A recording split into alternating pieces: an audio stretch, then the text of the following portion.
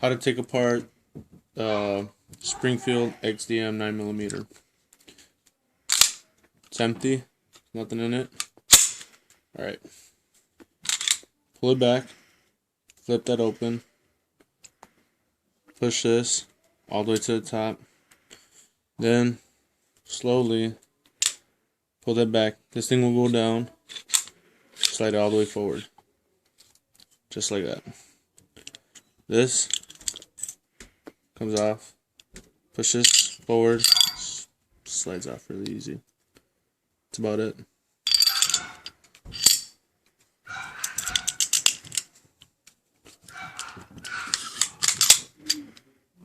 Slide it all the way back, put that up, slide that forward. That's how you do it.